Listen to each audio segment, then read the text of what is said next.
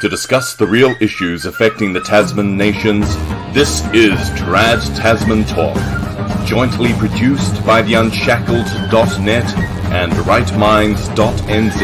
Now, here's Tim Wilms in Australia and Dieuwe Boer in New Zealand.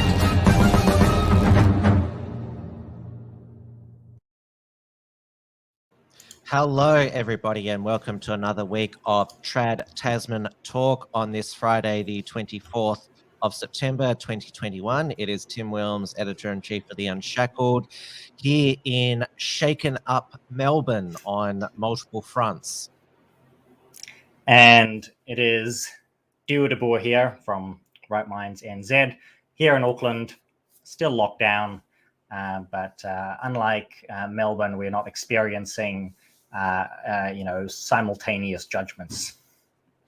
Well, Jacinda Ardern, Saint Jacinta, she released Aucklanders from level 4 lockdown or alert level 4 lockdown, and you're now in alert level 3 lockdown, which means that to basically placate the people of Auckland to make sure that because there was a lot of rule breaking going on, particularly when it came to fast food.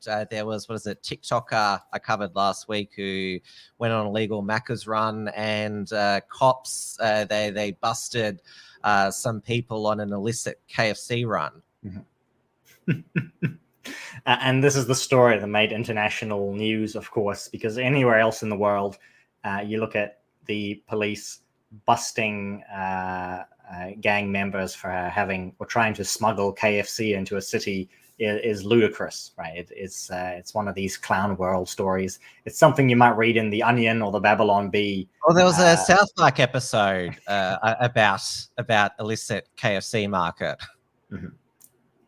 Yeah, so it's one of these shows that's predicted everything. So the KFC smugglers were gang members. They had $10,000 in cash. They were trying to bring across the Auckland borders, and they also decided to, I guess, buy some KFC for the bros. I suspect it was also fetching a good price on the black market. So it may have been $100,000 worth of KFC too once they had got it across the border. Very, very tidy profit. The police over in Auckland, they're not just trying to sniff for illicit drugs, but also illicit KFC now. Is that the 12 herbs and spices I can smell in your car? And that would have been the story last week, but now this week because of this KFC bust, the government did announce that now people would be able to buy KFC. So level 3, as you've mentioned, is really a sort of level 3.9 where you can get non-essentials like KFC and McDonald's. And it's interesting to see just how interesting. I'm going to go with sad and tragic how people queue up. So at midnight, they had queues between 60 and 80 cars at KFCs and McDonald's around Auckland.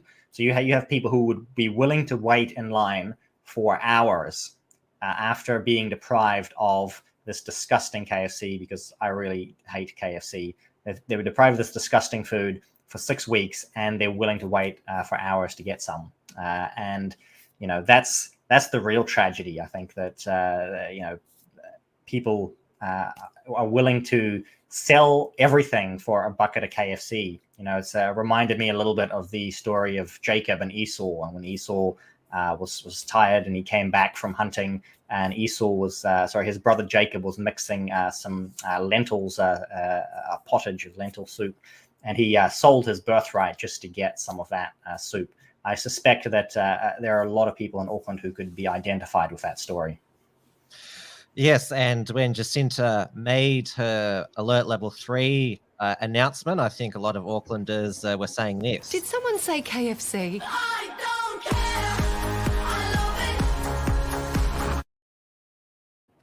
I love That's of course the iconic did someone say KFC ad from Australia. Even in Victoria's 6 lockdowns, where at day, I can't even keep up, we're in the nearly at Buenos Aries record of 245 days locked down. Yes. I saw somewhere in the high 230s, which is wow, absolutely insane to think about. I think the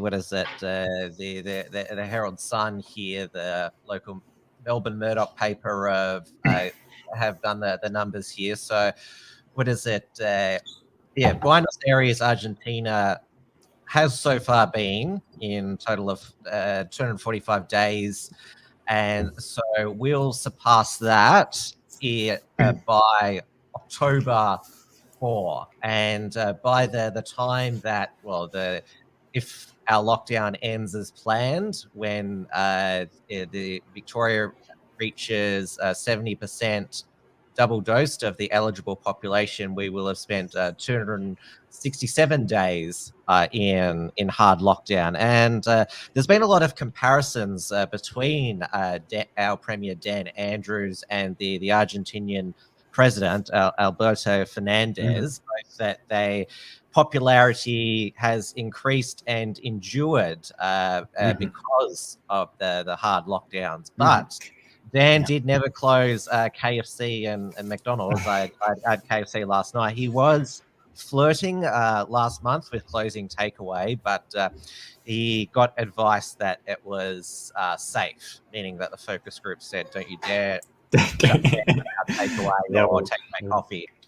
There'll be riots. I was going to say as well, when you were doing the comparison between Argentina and Melbourne, I was going to say, do they also have a large population of Nazi refugees that have populated the area? Yes, apparently the Labour MPs and the union movement have put out this conspiracy theory that the raging construction workers who were rampaging through Melbourne at the start of the week were not construction workers. They were all, what is that, far right, extreme, neo-Nazi, anti-vaxxers, but now that argument has fallen over. They're saying that our unionized construction workers, they've been brainwashed by these far right extreme. Been watching too many Avi Yemeni videos.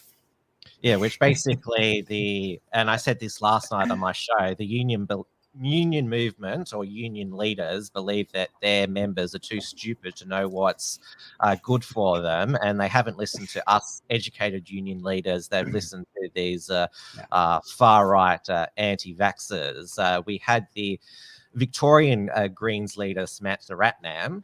She's one of the three stooges who Dan relies on to pass his extensions to the state of emergencies.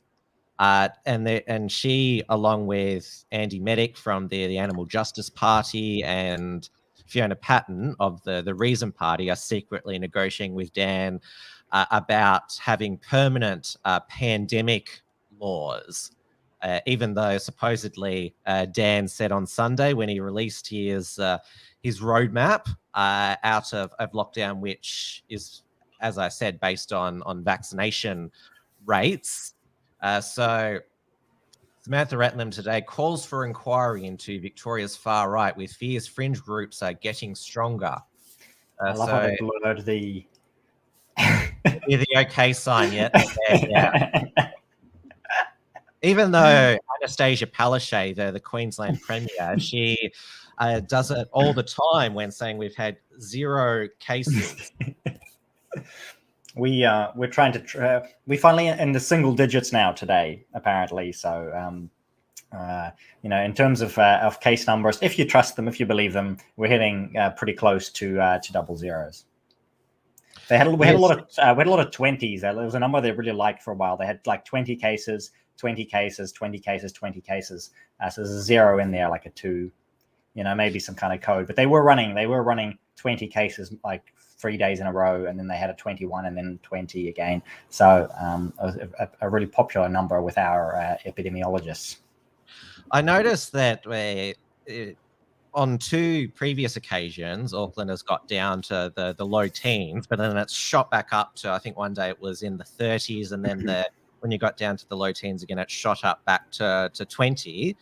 So obviously getting single digit today, but it could go back up again tomorrow. Who knows? Mm-hmm. Oh, exactly. We shall wait and see, and no point really speculating. Other than, it would be an absolute world first to get down to 0 cases with the dreaded deadly Delta variant. Even though Jacinta went hard and fast, hard and early. That's the catchphrase. Short and sharp. Yeah. It was supposed to be a 7-day lockdown for Auckland. It's, week 6 now? That's right. I believe we're in the 7th week, but I could be losing track. Everything is you tend to blurred together. Well, I mean, we can, if you're following the rules anyway, you can do more stuff than you were doing before. So, like I said, I did mention takeaways. You can order stuff online that was non-essential, like we were trying to replace the beds for the kids. So you can actually order beds and bedding and all the stuff that was non-essential. You can order materials for DIY projects or building projects. You can actually, people who need to go to a workplace can go to a workplace. That was the thing that people couldn't do before either. So, if you're a builder or a construction worker, just like the ones that were protesting in Melbourne, you can actually go and do some work now. So, it is actually becoming more busy for me at the moment now, because I do have my job that I'm working. Kids still can't go to school. Amy's still here, but she is able to go and get more things that we haven't been able to get, which obviously makes her busier. And we've got someone working on doing some building on the property, and so again, that makes things more busy. There are more things going on, but you still can't just go out and live your life like you would normally. Well, when we hit 70% first dose last week, what is it? Small picnics are allowed to take place now for the unvaccinated, only 2 people, but for the fully vaccinated, 5 people from 2 households. And a exercise or social interaction, as it includes now, has been extended from 2 hours to 4 hours. But we still have that stupid curfew from 9 p.m. to 5 a.m. So we've never had a curfew, so no curfews. Yeah. There's Dan maintains that curfews work, and the curfew is going to remain in place until we reach 70% second dose. Then when we get to 80% first dose, which will be in 4 or 5 days, that's when people can play golf and tennis, and we've got the 10-kilometer radius now. It'll go up to 15-kilometer radius now, which is wow. If we have things in here, I think it's important to point out in terms of what the comes from the podium of truth, as Jacinda refers to her 1 p.m. Press conference as. What she says and what people do are 2 very different things. So she'll get up there and say, children must not play together, no playing on the playgrounds, neighbors, you must not talk to each other, things like that. If you go out there and look outside and you walk around the neighborhood, kids are playing at the park. There are groups of like a dozen young guys playing soccer out there. The skate parks are full. Neighbors are talking to each other. All of this stuff is happening, at least in the part of town where I live, which also happens to be where all of the COVID cases are. People are not exactly following the advice. Well, most of the COVID cases in Melbourne are centred around the northern and western suburbs, which are the very multicultural suburb of Melbourne. Yes, I should mention our suburb here is also the least European suburb in the entire country, which is great. It's wonderful. And it helps as well that we have lower vaccination rates amongst Pacifica and Maori communities. So the Polynesians are more vaccine resistant. And we've been told that the borders won't open until the Polynesians have 90% vaccination rates. And I do believe one of the reasons we haven't got vaccine passports and probably won't be getting these vaccine passports is because the Polynesian communities are behind in vaccination and are much more resistant to being vaccinated. The main leader of the anti-lockdown, anti-vaccine mandate movement in New Zealand is he Maori or the Pacific Islander? You'd be talking about the Billy TK, the guy who got arrested on the first day. Yeah, he's Maori. I'm pretty sure. Yeah, and yeah, it's a very broad mix of people in those circles, in those groups. But I think the resistance is not from necessarily organized anti-vax groups here in New Zealand. It's just these communities are incredibly skeptical of the government. They have a lot of them are overstayers, illegal aliens. A lot of them have suffered under something called the dawn raids in New Zealand, where the police would go in at dawn and raid houses where they were suspected overstayers from the Pacific Islands, who didn't have their visa status and passports up to date. So they are suspicious of authority. They're suspicious of the medical industry as well. Obviously, in the past, they've had the well-meaning colonizers unleash various diseases or medical experiments on them. I think everyone is probably familiar with the famous one in America, the Tuskegee experiment on African Americans. So not quite that level here in New Zealand, but people are suspicious in those communities. That's right. I see here from Origin in the chat, the Labour government sent a plague ship to Samoa. So I think they killed a third of the population of Samoa at one point, the New Zealand government. Yikes! Yes. So as you can tell, the Samoans are, they're not big fans of the health authorities. Of course, they love the KFC, which makes them less healthy overall. Can't talk about that though. That's not appropriate to talk about. We can't talk about like being healthy and losing weight and all of that stuff. And the other big bonus in there as well is very religious communities as well. So there are very high proportions of Christians as well. There wasn't when the Auckland was first shut down, wasn't a Pacific Islander church a big super spreader event as well? So they so there's this lockdown and a previous lockdown as well. They've highlighted or gone after these churches as well, and some of these groups they don't name when there are these super spreader events. So they had something that when they caused this lockdown, they simply refer to as the Birkdale Social Club. And nobody knows what the Birkdale Social Club is. But when it was this church that ended up being a large, super spreader event, if we'll call it that, that church got named. They were, the camera crews are outside the church and all of this, and they're going about this church, the church the whole time. But the social club was never actually called out publicly. So again, that bias also helps to ensure they are distrustful of the authorities. Which is, well, it's been the same with the people in northern and western Melbourne. A lot of them come from war-torn oppressive countries, and so they don't to another war-torn oppressive country.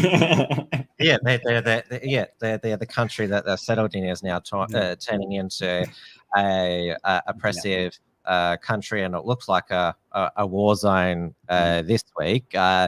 The local independent media, the real Rakshan Fernando, Sri Lankan Australian, he live streamed the first 3 days of the construction worker protest. Obviously, Avi Yemeni of Rebel News Australia was there and showed I'm not sure if this is the riot squad or the special ops group, but yeah, basically looks like a military tank in the streets of Melbourne there.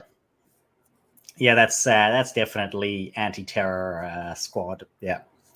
And it is something I tweeted out saying is no coincidence that the war on terror has come home exactly 20 years after 9/11 and the war on terror, and then you're seeing anti-terror squads on the streets. That's not a coincidence at all. And there's been shocking examples of police brutality throughout the week. Well, it began with the Melbourne Freedom Rally on Saturday, which was part of the worldwide freedom rally, where the main organisers, Melbourne Freedom Rally, because the police said that they were going to shut down the CBD, including public transport, and pull all their resources there. Melbourne Freedom Rally organisers outwitted them and switched at last minute to Richmond, and so they had to play catch up. But that stopped the police who were there. Some of them, it was revealed, it was their first day on the job after they just graduated from the academy, and I think I should play it again because it's so shocking. It's gone worldwide. The elderly woman being knocked down and sprayed. Not being violent. No, watch out! They're running. Running. What's he done? Look at him! Is that Avi's cameraman?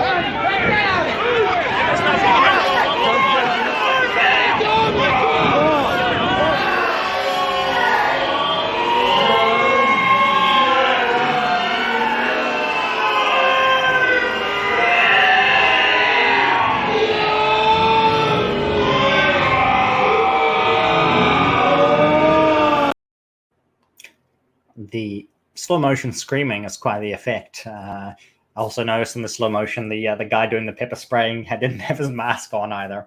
No, they haven't had their masks on when they've been spraying people. Then this occurred a few days later at Flinders Street Station in central Melbourne.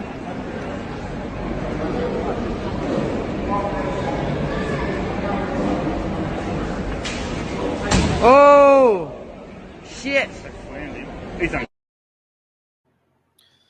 So both incidences are being investigated by Victoria Police Professional Standards, but this is the professional standards body that let go said that the police officer who stomped on that mentally ill man's head when he was having an episode did nothing wrong. So yeah, exactly. The police have investigated the police and found that the police have done nothing wrong. And this was captured, I think, today. One of the special ops or riot squad members.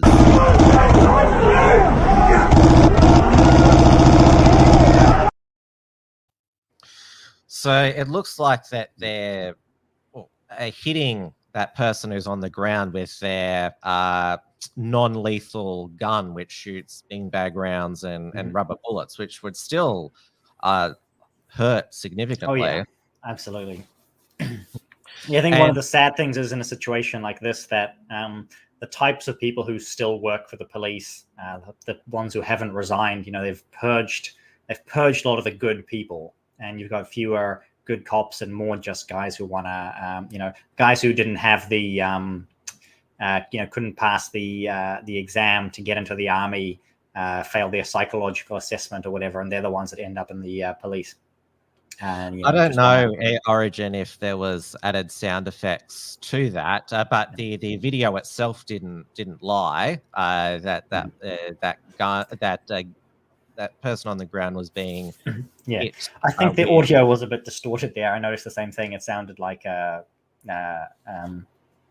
weird audio artifact there. Yeah, but the footage is real. Yeah. And thankfully, we've not seen any of that in New Zealand so far. So, who knows? Things can change, of course. But these past 2 years, at least, I'm thankful I don't live in Australia, and I'm thankful that the police here in New Zealand are not like the Melbourne police in particular, who have been doing this for a long time. So, it could get bad here, but at least we can be thankful it's not that bad.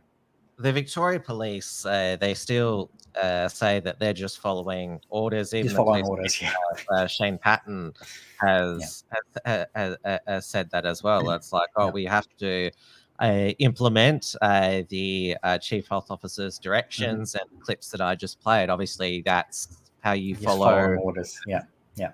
I saw a clip from Avi Yemeni a few days ago where he actually asked one of the cops about, you're proud of doing this here, is this what you signed up for? And they were like, I need a job or whatever. Yeah, my that's what wife's lost her job, and the, I just need my paycheck. So sorry, that- if they tell me to bash your head in, I'll bash your head in because I need some money. Yeah, that's basically what a lot of the ordinary officers are saying, that I'm just doing it for a paycheck. And, well, you saw what happened this week when the construction workers, when they couldn't work and had That's right, yeah. nothing to lose.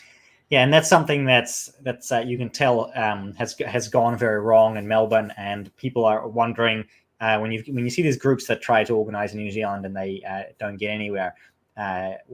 What you can see is that if only when people are really backed into a corner, only if you're going to take their livelihood, you're going to take their job, and they've got less and less to lose, then they'll act like they've got nothing to lose because they've got nothing to lose. If New Zealand goes that route where people will be barred from work, people will lose their jobs, people, currently during a level 4 lockdown, during a level 3 lockdown, if you can't work, the government will pay you out. I believe at least 80-ish% of your salary. At least you get paid out to sit at home. If they stop doing that, you have those same scenes all over Auckland or the rest of New Zealand as soon as that stopped. So there's something that Melbourne hasn't learned, although they may have run out of money. That's also an option. No, not yet. I mean, we're still at, what is it? Victoria's got AA credit rating. Used to be triple. Can always borrow more from the People's Wuhan Bank. National Bank. Yeah. But yeah, given that, well, a lot of people, the lockdown still sucks for a lot of people, but they still accept it because, well, they can work from they home. get a paycheck.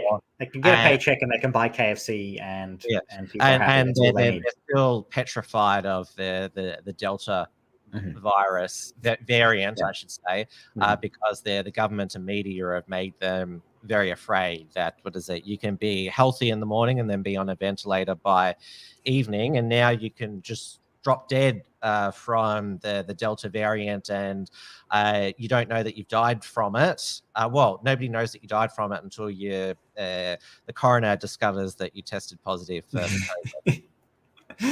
This corpse has tested positive for COVID. We'll chalk it up. Yeah, that's it. Yeah. I mean, what we've done in New Zealand even is people have died, tested negative and died, but because they had symptoms, they still died of COVID.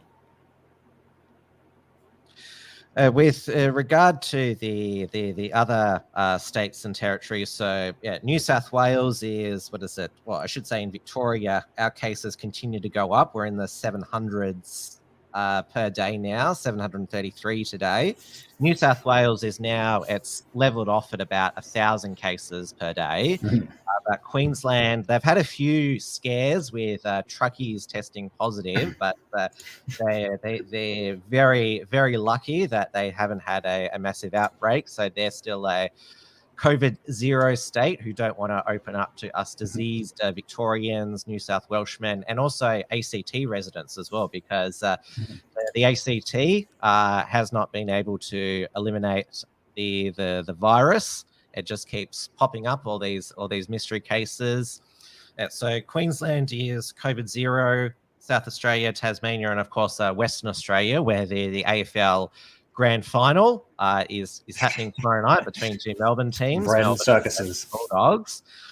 So those premiers, they're particularly WA and Queensland Labor premiers Mark McGowan and Anastasia Palaszczuk, respectively, are basically saying, well, we don't really want to introduce the virus into our state. And they're saying, yeah, we will open up the borders eventually, but not until at least 80% double dosed of the eligible population. Well, once we get there, we'll have the conversation. This week, 12 to 15-year-olds can get the jab. The government is promoting that families can all go to the pharmacy now and get the Meduna vaccine, which is pretty much the same as the Pfizer vaccine. And because Meduna is approved for anyone 12, they're saying take the whole family down to the pharmacy and get some Meduna in you. Well, Meduna is also called Dolly Vax because it was partly bankrolled by Dolly Parton. Yeah, we've got a similar situation here in New Zealand as well with the over 12. So, take your whole family down to the take your whole family down to the vac center and get a jab. They've even proposed KFC, go and get KFC with, get some Pfizer with your KFC. So they'll set up as you go through the drive-through, in the one window, they'll stick one arm, they'll stick a needle in you, and the other arm, you grab your KFC. And this was suggested, totally not racist at all. Somebody said, this was going to suggested because of the low vaccination rates amongst the Polynesian communities, and so that if we jab them while they're getting their KFC, then we'll get those rates up, which is totally not racist. No, if it's for people's health, then it's not. It's all right. Yeah. And if I've made this point throughout the week because contrary to what the fake news media and blue drops on Twitter tried to put out, that the construction protesters this week were far right white extremists. There's been all sorts of races and religions protesting, and of course, if the Victoria Police brutalise a anti-lockdown protester of colour, it's totally okay because they're a anti-lockdown. Exactly. But if it's in addition to, it can't be racist. Yeah, exactly. And in addition to your plagues and tyrants, you've also got another set of earthquakes going on. Apparently, New Zealand is to blame for those. So it was from how bad was it? Oh, it wasn't that bad. A lot of it was like the media obviously made a big deal of it because it was a bit of a change from the protests, and a lot of the stories, like anecdotal stories, like, oh, it was so terrifying, we didn't know what was happening. Like I didn't even know it was an earthquake until the media reported it. I just thought, because there's landscapers who are working next door to where I live, and so I just thought that they just were using some heavy earth machinery, or heaven forbid they'd crashed into our house. And then I got the news alert. It's an earthquake, but. So no real widespread damage or anything of the sort. I did see a few photos of things that had fallen over. Yeah, Chapel Street in Paran. There's a lot of old buildings there. But what is it? The Christian here. Chapel Street where a lot of the hipsters and degenerates hang out in the nightclub and that. So. Okay. You could, So symbolism happens. The main epicenter where the earthquake, where it was a 6 on the Richter scale, was in the rural Victorian town of Mansfield, and it was felt not just all throughout Victoria, but in parts of South Australia, Tasmania, and southern New South Wales and the ACT. But yes, the news scare though is the potential aftershocks that this could happen anytime in the 6 months. So I assume that we're going to be advised to wear hard hats when we're inside all the time now. There are also some reports that far right extremists were behind the earthquake, or it was the Victoria Police new tactic for the day. I'm sure. Excellent. It could have been part of the. It could have been a new military experiment as part of the an Australian nuclear submarine test, sort of like testing nuclear weapons under the surface of the Australian subcontinent or main continent. Well, we're getting the US nuclear submarines in 20 years' time. That's how long it takes to construct them. This was the big surprise of last week, the new AUKUS alliance, Australia, UK, and US, to help I think the code word was strategic. Help us achieve our strategic goals in the region, aka try and contain China. And this new alliance that basically, I think, means the end of ANZUS, which was Australia, New Zealand, US, because New Zealand has what is it called, an independent foreign policy now. That's right. We welcome our new Chinese overlords, and we see no point in resisting the inevitable. So we'll let you guys duke it out and play chicken. We're just going to sit here and beg for mercy when the time comes. Although, what is it? Australia more resembles the People's Republic of China at the moment in terms of. At this point, it doesn't matter anymore. It makes no difference. So we'll take the Chinese, thanks. At least maybe they can do some of the Chinese stuff they're doing, like they could ban effeminate men, and they could like delete celebrities off the internet. They could like restrict children's screen time to 1 or 2 hours. Like they're doing a lot of good stuff over there now. Xi Jinping is kind of pushing the kind of family values angle a little bit more. So perhaps we'll see some real improvements when they take over. First, you think that the Taliban's not too bad. Now you think, 2020 and 2021 have changed my politics a little bit. But obviously, with the new US nuclear submarine deal, where we broke our contract with the French to make these ridiculous diesel submarines, which, first of all, the then Prime Minister Malcolm Turnbull and Defence Minister Christopher Pyne should never made this ridiculous deal. So it needed to be broken, and obviously the French are very upset. They recalled their ambassador. They'll get over it. Yeah, they will. But obviously,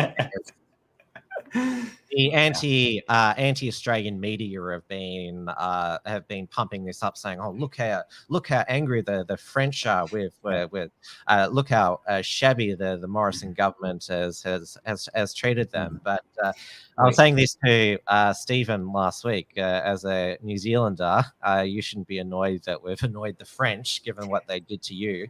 Yeah, exactly. Everybody in New Zealand hates the French anyway because they bombed the Rainbow Warrior, once one of our ships. Not that it was a good ship; it was a Greenpeace one, but it was in New Zealand. So technically an act of war, or at the very least, state-sponsored terrorism. The French said, are very welcome here. Yeah, the French said, "Oh, we didn't mean to kill people." Someone. Yeah, exactly. Yeah. We just wanted. We were just supposed to blow up the ship. We weren't supposed to kill people when we did it. Mm-hmm. But so there's AUKUS, and now Scott Morrison is in Washington DC this week for the Quad leaders meeting, which is it's another No China's club. It's Australia, the US, India, and Japan, and No China's also includes no New Zealand either. One and the same. I did see I didn't see the clip, but I saw it reported that Joe Biden couldn't remember Scott Morrison's name. So it was that fellow from Down Under. That bloke from Down Under. I don't know. Can't remember that fellow Down Under. Good on you, pal. You're from the land down under. Mm-hmm. Yeah, I see some people in the chat are happy the French blew up a hippie ship. So there are some people in New Zealand who do like the French, but it's hit and miss in most quarters, in most parts of New Zealand, in most social events. You don't say anything nice about the French. Jacinda has already banned these future submarines, which won't be ready until about 2040 from New Zealand waters. I'm not sure if she's going to be around as Prime Minister to ban them. She probably may not. And it's not at the United Nations. Yeah. And there's no real ability to enforce it. It's a policy rather than a legal ban. And ships, nuclear powered ships could enter New Zealand waters and we wouldn't even know it. So we shall see what happens there. And the main thing was supposed to be against nuclear weapons, because you can actually set up private nuclear plants in New Zealand. So you can do nuclear power and it is done on a very small scale, like same as labs, in universities, Australia. maybe hospitals. The Labor opposition last week, they said that they supported the new AUKUS and nuclear subs as long as there was no domestic nuclear industry. It didn't have nuclear weapons, and what was the third one again? I'm like Perry now, getting the third conditions that they placed on. It'll come to me. I'll look it up. They weren't allowed to be diesel powered, right? They must have liked that. Cool. But moving on from that, it might come to me. We're going to carry on talking about the Greens anyway, so it might come to you eventually. Oh no, I've still got one more point to make. The problem for federal Labor is that two of their former prime ministers, Paul Keating, who was prime minister in the 90s, and Kevin Rudd, don't like that Australia is taking a more aggressive stance against China. Paul Keating has insisted China does not present a military threat against Australia in a strident criticism of the pact. So he said that China's, it's not a threat at all.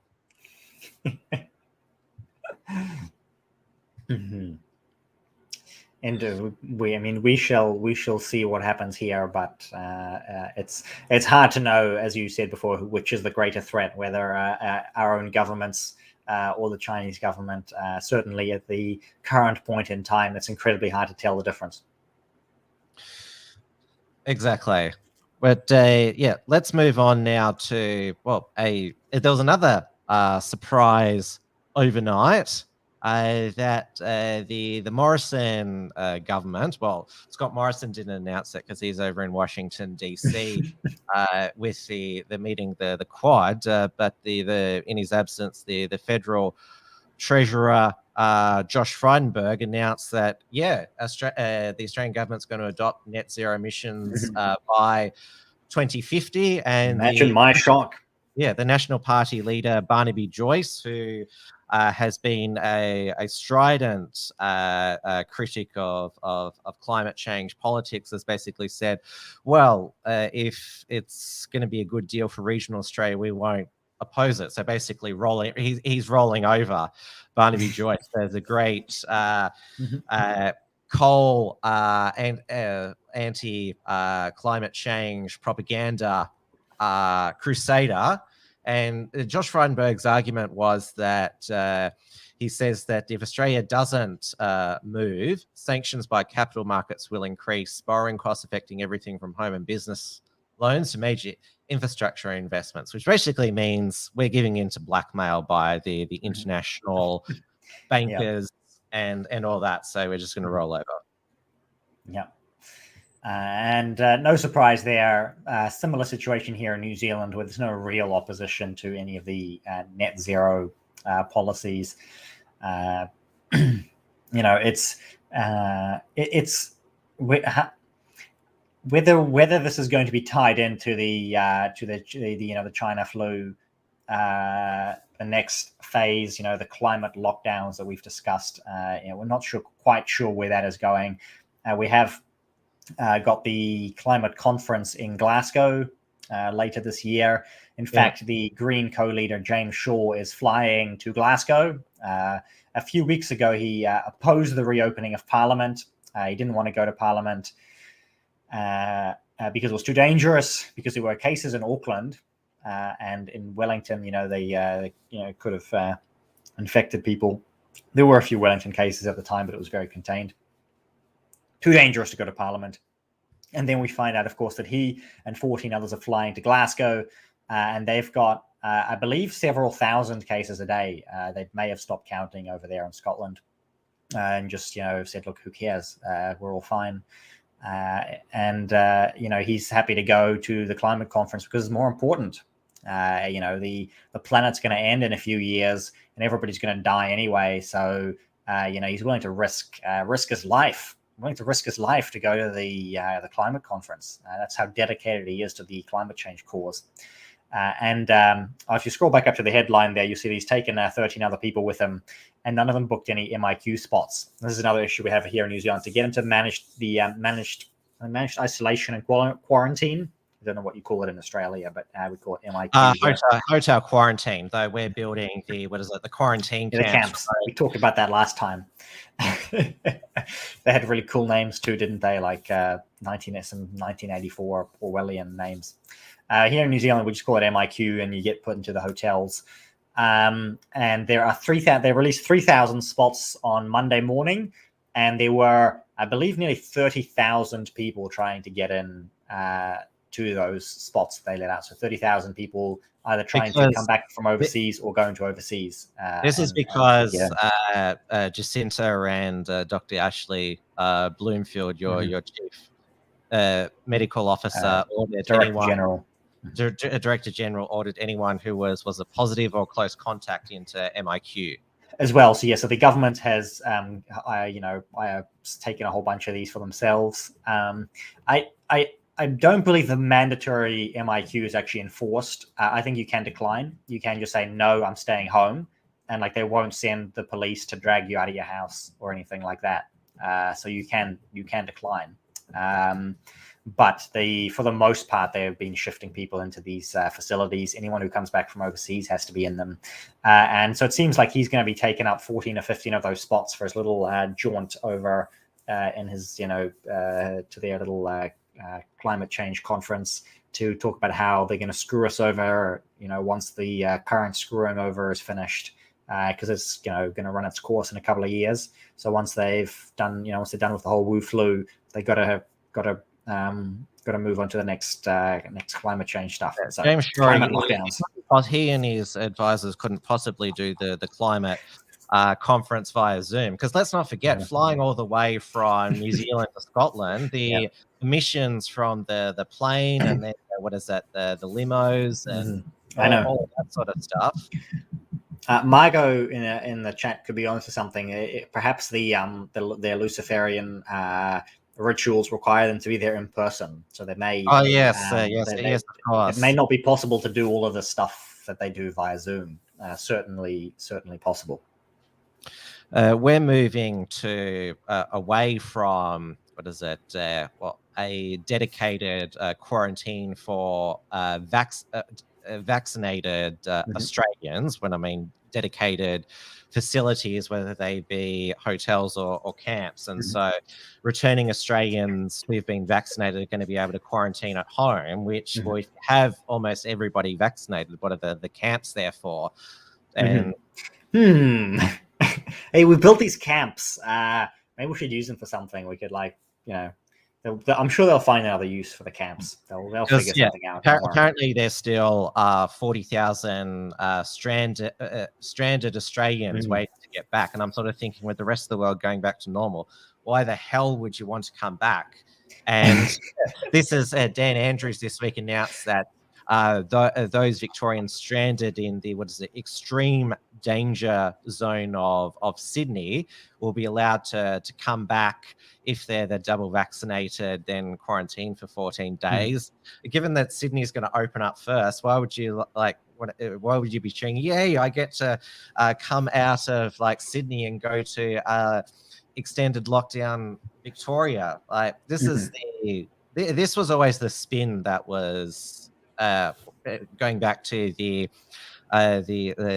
Australians wanting to come back, Scott Morrison has said at the end of 2020, there's no place you would rather be during the pandemic than Australia. I think the rest of the world is now looking, you'd want to be anywhere else than Australia. Anywhere but Australia, certainly. Yeah. And we've seen that with, I believe it was 2 weeks ago already, or we may not have talked about this yet, but Denmark was basically going back to normal. Iceland is because basically they're the thing about Iceland's chief epidemiologist, and I'm amazed that people are still getting censored for saying this. Is that the vaccines, they only prevent serious illness, hospitalization, and death. They don't stop transmission. The vaccines don't achieve herd immunity. It's only by everybody still getting infected eventually, if they're vaccinated, then obviously they'll have less symptoms. It's only by everybody getting the virus that you'll achieve herd immunity. And obviously, that's confronting for a lot of people, even who are double vaccinated. They're still shit scared of getting the virus. But we've got rising cases here in Melbourne. You're going to get it eventually. Yeah, and that's we were saying that at the beginning, and plenty of people were saying that right at the beginning, is everybody's going to get this. And at some point, everybody's going to get it. So deal with it. It's going to happen. I mean, I know we bring up these examples of people that are opening up. We actually have cases of countries in Europe even still going the other way. I know about the Netherlands are actually basically implementing vaccine passports next week. I think end of the month. Early next month. So, there are countries still going the other way. But there are a lot of opposition there too in the Netherlands. They have several parliamentary leaders that are openly anti-vax. They've got, plenty of protests and sort of Australia style. I can't say riots because the police over there are not as hostile at this point as the Australian police are. But certainly lots of resistance to it. Just about everyone, same thing. My extended family in the Netherlands, they've all had it once or twice. I think I've mentioned this before. All of them are okay. And they said it was, that's it. Everybody's going to get it. And that's all. It seems like at the moment, the governments of Europe and North America know that they can't get away with another lockdown after everyone's been vaccinated. So what is it? Fallback option break the spell is vaccine passports and what is it? And masks. Like when the Delta variant came to the US, the CDC said, "Oh, you should wear masks indoors, unless of course you're at a celebrity event." Yeah. And I'm not against masks. I'm just the plebs need to wear masks. When I say celebrity can wear masks. So when I say you don't need to wear a mask at a celebrity event, only if you're a celebrity. If you're one of the celebrity, if you're a peasant servant, you have to wear a mask. Yeah. So hey, and if people want to keep wearing masks, great, good on them. One of the things I noticed when I went to get some takeaway today, and people actually there were not wearing any masks today. Like you go out and basically everybody's wearing masks, and we practically have mask mandates, sign-in mandates, and all of the stuff. But I was actually almost surprised to see very little of that over the past few days. So there seems to be, at least in this part of town where I am, it's very, very relaxed. But I can see that could be a KFC cluster coming. I mean, both in Sydney and Melbourne, there was both cities have had a KFC store where basically the whole staff has been infected. Yeah, but the thing is, the masks. We're talking about wearing the mask. The masks are almost no effect. Right, they're about 9 to 12% effective, according to the most recent study. That might change in the next week. Who knows? But the most recent study puts them at about 9 to 12% effective. Those are the ones that people wear because they're comfortable and stylish, and you can look like. Which is why you should double mask. And if you want something effective, you got to wear at least an N95 mask. But people will refuse to do that. And I saw that John Miller, he's an American commentator, posted on his Telegram today saying that he actually offered to buy his family members who were hardcore mask cultists. He said, he sent them some N95 masks, and you should wear the N95 masks because they work. And his family members refused. They would knowingly wear their non-effective cloth masks because they were cool or whatever. They made them part of the slave class. They could be part of the slave class. Masks. So it's a part of they want to be part of the slave class, which is fine. People want to be part of the slave class. I don't care. They're great for them. I only have my my bank robber mask that I wear. So if I have to go into a store with my mask, I wear my bank robber mask. And I'm happy to play the game. But I've got at least at least one family member who when he's forced to wear a mask will wear an N95 mask because he says, well, no point doing it for theatre, right? No point actually doing the fake stuff. But my stance is no, you got to make it as fake as possible just to go along with the theatre. And certainly got a lot of respect for people who just refuse as well, but that's up to you. Yeah. We've got about 5 minutes left, so we'll do a Q&A. If the best way to get your question read is to put it via Entropy, or better yet, send through a super chat on Entropy or a hyper chat on Odyssey. Honestly, I'm keeping an eye on the Odyssey one. Yeah. We should also pass a comment on there was an election in an Anglosphere country, Canada. Justin Trudeau called a snap election 2 years into his second term, hoping to capitalize on his popularity after the brutal Canadian winter lockdown, which, well, the Canadian police, they behave just as appallingly as the Victorian and New South Wales police. Rebel News in Canada did a great job of capturing all of that, and they were constantly arrested and harassed by the police. Trudeau, he said that the vaccine rollout's a success, and so he wanted to get a mandate for the, post-COVID New World Order, something like that. Yeah. Oh, yes, absolutely. And he managed to get it, of course. Well, to a degree. Yeah, he was hoping to get back a parliamentary majority because he's had to be in minority government with the left-wing New Democratic Party. He got a few more seats, but still minority. So, yeah, but it does. What people might not get right away. So obviously, this does solidify what he campaigned on. So his establishment of the New World Order. He has a mandate to do that because that's what he campaigned on. And it just goes to show that what people are after, as far as the the majority is concerned, they're after safety. People aren't that interested in freedom. So a lot of these freedom groups need to understand the majority does not care about more freedoms. They don't want anything. People just want to feel safe. They just want to do what they're told. They just want to do what they're told. Most people want to be like that. So if you want a political solution, that's what you have to offer people. You've got to offer them what they want. There's no point offering them freedom because they don't want it. Despite our nearly world record lockdown, Dan Andrews is still popular. Polling this week said he had a 65% approval rating when it came to managing the pandemic. And Jacinda is still popular. So the Anglosphere axis of evil, Dan, Jacinda, and Justin. Still popular? Justin's got a third term now. Both Jacinda and Dan are in their second term, and the opposition parties can't lay a glove on. And I see. Comment, not a question, but I might go with that from Origin. You put it up before by saying he has yet to set foot in a store since lockdown. I've actually tried to visit a few stores to support the ones that I knew are not too, the business owners who are not too happy with the situation, who are local to me.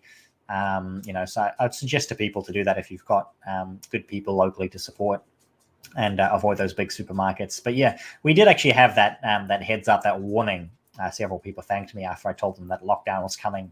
It was kind of a bit of a strange situation where the government released a statement saying, no, there's no lockdown coming. And that was like, about 8 or 9 weeks ago now.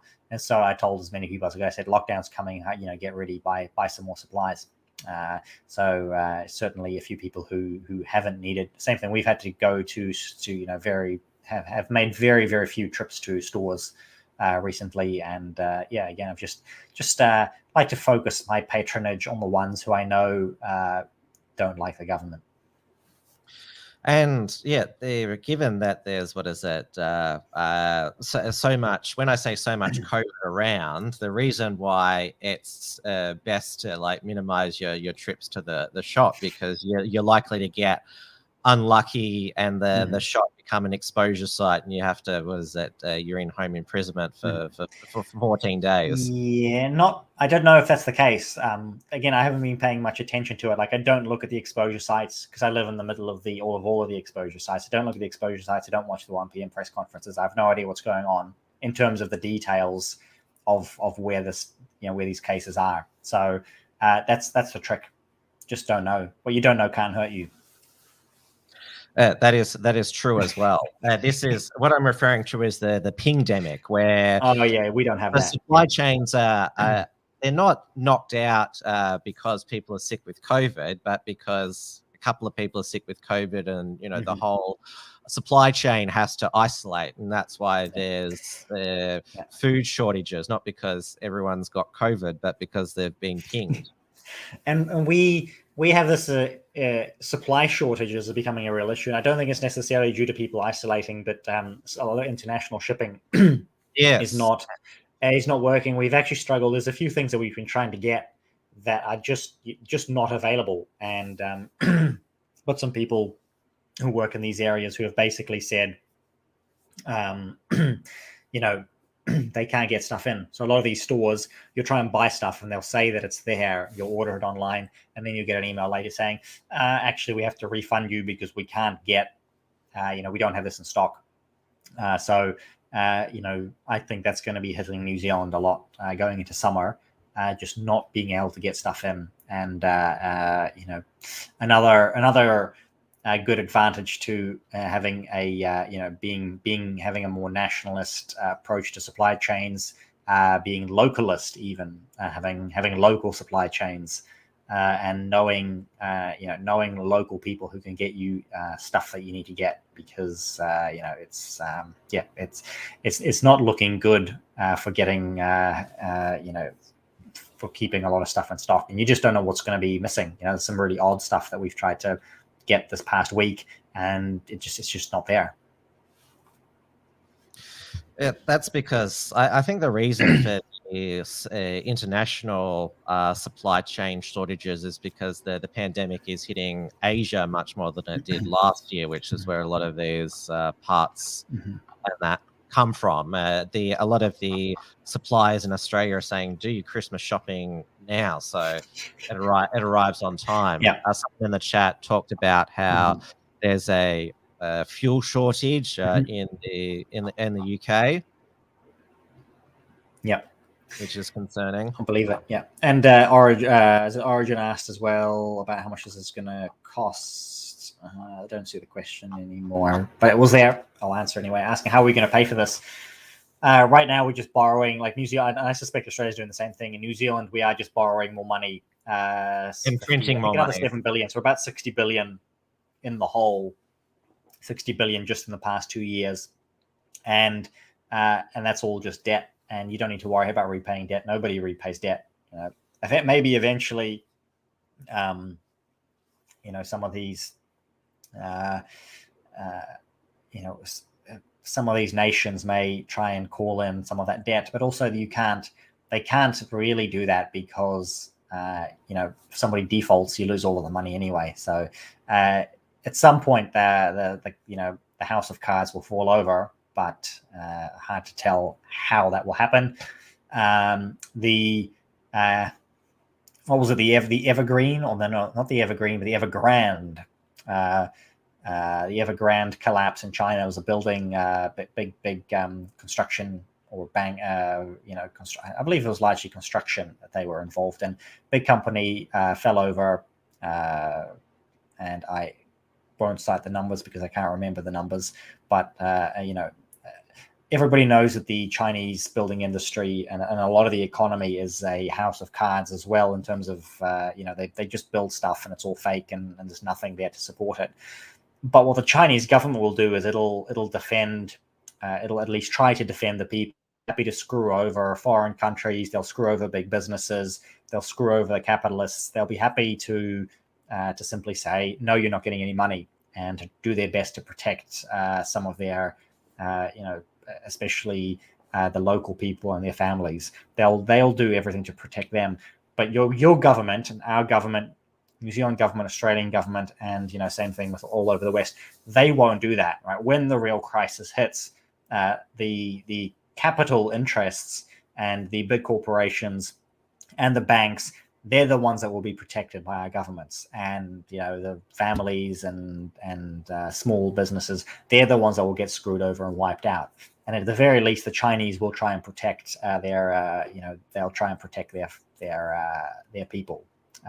And what you've got to be worried about is that your government is going to be protecting the big corporations. Well, that's what happened during the European banking crisis after when the global financial crisis hit the continent. Yeah. Well, we've gone over time. Thank you everyone for watching tonight. After a crazy earth-shaking week, literally in Melbourne. I just got an alert that Victoria Police arrested 200 anti-lockdown protesters today.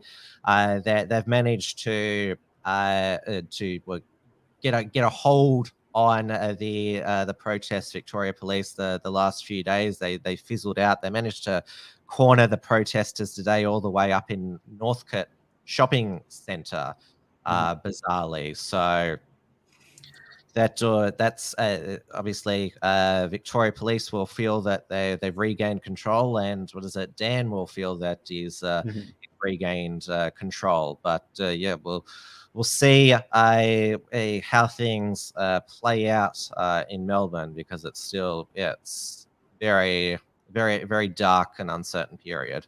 Mm-hmm. Yes, we'll see you in 2 weeks. Obviously, you'll be back next week with Stephen Berry, and you've probably got some other shows, but definitely I'll be back in 2 weeks. Probably won't be doing much else between then, because we are still in our level 3.9 lockdown, I've got some very long days at the moment, very, very busy with work and everything else, as I said earlier on in the show. So I'm not doing any writing, not doing any other shows. Hopefully we'll pick that up again as our government slowly eases the boot off of our necks. But until then, I'm just doing the show and just posting some stuff on my Telegram at Dieuwe Boer, and also on Twitter as well at RightMindsNZ. And that's about it. So thank you for watching, and I will see you in a fortnight. And I'll see you back on Monday for another Tim's News Explosion. Who knows what the news will be like on Monday. So have a safe and calm weekend, and we'll see you next week. Check out the unshackled.net for our Unshackled Productions archive and content. Good night, everybody.